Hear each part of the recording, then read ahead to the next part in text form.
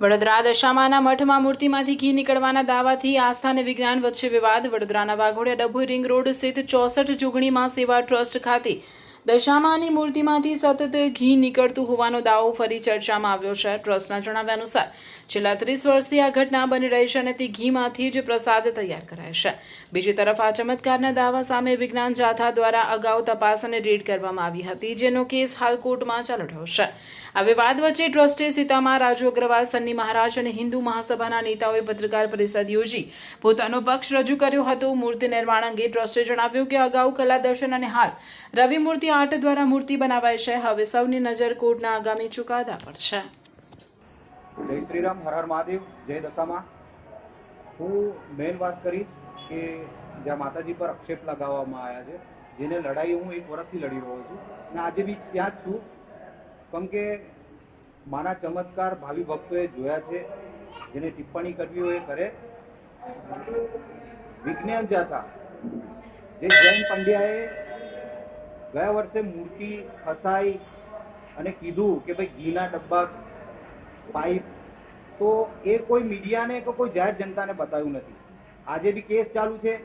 જે આક્ષેપ માતાજી પર લગાયા છે એ નિર્દોષ છે.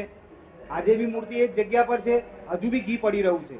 અને હજુ બી તમામ મીડિયાના સામે કહું છું અને તમામ જાહેર જનતાને બી કહું છું કે તમારી આસ્થા છે, તમે જે ભગવાનને માનો છો, પૂજો છો, એને પૂજતા રહેવાનું.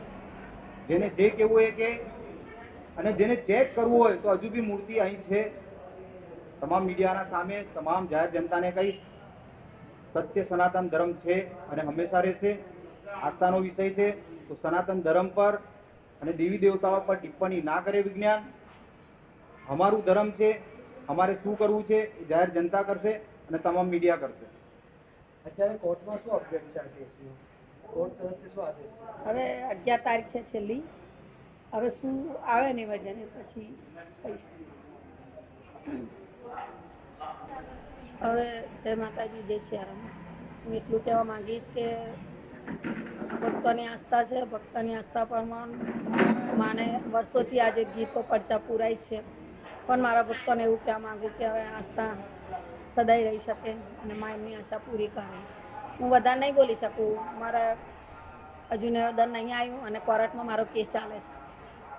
આજે શું શાના માટે પત્રકાર પરિષદ રાખી? શું સાબિત કરવા માંગો? આજે એટલા માટે કે જ્યારે મને કલંક લાગ્યો હતો, હું બધા મારા પ્રેસવાળા મારા ભાઈઓને કહી શકું છું કે હજુ છેલ્લે 11:30 આરતી થશે અને આરતી પછી મૂર્તિ અમે હટાવું તો ગમે તે હોય, ગયા વર્ષે કલંક લાગેલો એટલા માટે કહું છું કે મૂર્તિ મારી આખી ચેક કરો અને જ્યારે લેબોરેટરી મોકલવી હોય તો પણ મોકલી શકો.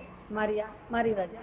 આના પેલા વિજ્ઞાન જાથાવાળાએ એ સમયે કોઈ તપાસ થઈ હતી? તપાસ થઈ હતી, બધી આખી મૂર્તિ મારી ઉથલ પાથલ થઈ હતી, બધું જોયું હતું. ઘીનો ડબ્બો કહેતા, પાઇપ માંગી હતી, ચક્ર, પણ કશું મળ્યું નહોતું અને છેલ્લે મને હેરાનગતિ કરી. શું રિપોર્ટ આવ્યો છેલ્લા લેબોરેટરીમાં? લેબોરેટરી નહીં કરાવી એ લોકોએ. રિપોર્ટ કોઈ મને આપ્યો જ નહીં, સાચું કોઈ બતાવ્યું નથી. બીજું હોત અને સાચું મને બતાવ્યું હોત કે ઘીનો ડબ્બો છે, પાઇપ છે, પકડ્યું હોત તો મને હું આ રાખો જ નહીં આ વર્ષે. એટલા માટે મારો આદેશ છે કે આખી મૂર્તિ છેલ્લે ચેક કરી શકે છે. પણ મારા ભાઈઓને બધાને કહું છું કે છેલ્લે જે મને ના જોઈએ, કે જે મને મૂર્તિ હટાવું તો જેને એવું હોય છે. કેટલા સમયથી આ મૂર્તિમાંથી ઘી નીકળે છે એવું આપ કહેવા માંગો? 35 વર્ષ, 40-35 વર્ષ.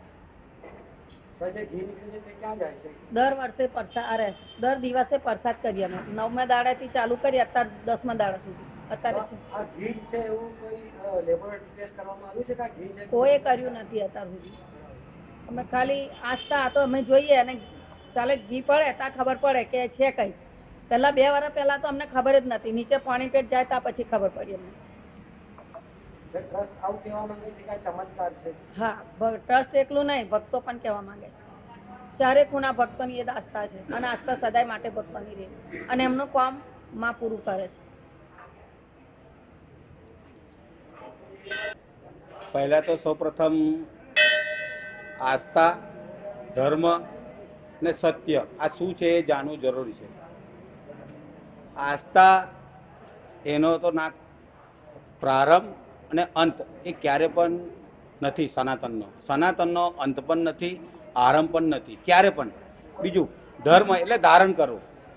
આપણે જોઈએ તો સત્ય સનાતન ધર્મની વાત થાય છે એટલે જે સનાતન આપણે ઘણા વર્ષો પાછળ જઈએ તો સનાતન ધર્મ હતો એ સત્ય વાત છે.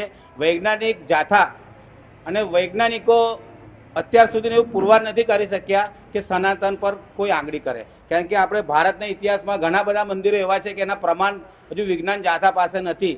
કે જેવી રીતે આપણે જોઈએ કે આપણે જઈએ તો જે હવાની અંદર પવન હોય એને ઉલટી દિશામાં ધજા લહેરાવી. ત્યાર પછી આપણે જોઈએ કે આધાર સ્તંભ આપણે જોઈએ તો 4 આધાર સ્તંભ હોય ને એનું મંદિર પર ઉભેલું હોય તો એક જ આધાર સ્તંભ પર મંદિર ઉભેલું છે. ત્યાં પણ વિજ્ઞાનો જાથા કોઈ પણ વૈજ્ઞાનિક પાછા પડી ગયા. ત્યાર પછી આપણે જોઈએ કે હજારો વર્ષથી આપણે જોઈએ કે મહાકાલની અંદર બાબાની નગરીની અંદર આપણે પણ જોઈએ કે ત્યાં આગળ પણ વિજ્ઞાન જાથા જઈએ, ત્યાં પણ પાછળ રામ સેતુનો વિષય છે એ પણ વિષય લાયા હતા વૈજ્ઞાનિકો. અત્યાર સુધી એટલે ગોથા ખાય છે. એટલે સનાતન અને વિજ્ઞાન આ એકબીજાના વિરોધીભાસી છે, એ ક્યારે પણ એમનો સંગમ નહીં થાય.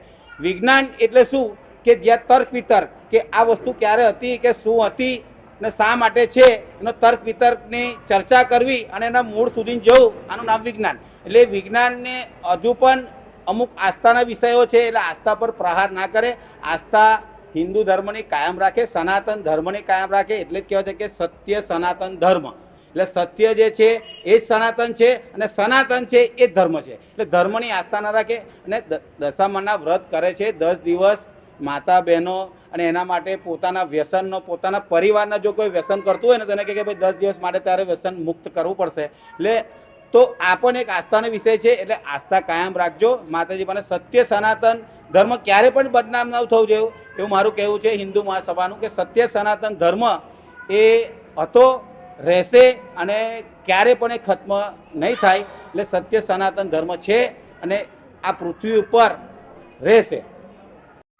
દર્શક મિત્રો, આવા જ લેટેસ્ટ અપડેટ અને સમાચાર જોવા માટે જોડાયેલા રહો ફેસબુક, ઇન્સ્ટાગ્રામ, યુટ્યુબ ચેનલ સાથે વિશ્વ ભારત ન્યૂઝ. દેશ વિદેશ તેમજ ગુજરાત રાજ્ય, જિલ્લા અને તાલુકા વિસ્તારના તમામ સમાચાર અને જાહેરાત માટે આજે જ સંપર્ક કરો. સામાજિક ધાર્મિક પ્રસંગો, આકસ્મિક ઘટનાઓ અને ગેરકાનૂની પ્રવૃત્તિઓ તથા ભ્રષ્ટાચારની પોલ ખોલવા માટે સંપર્ક કરતા રહો. વિશ્વ ભારત ન્યૂઝ. સંપર્ક કરવા વિનંતી 9978702276.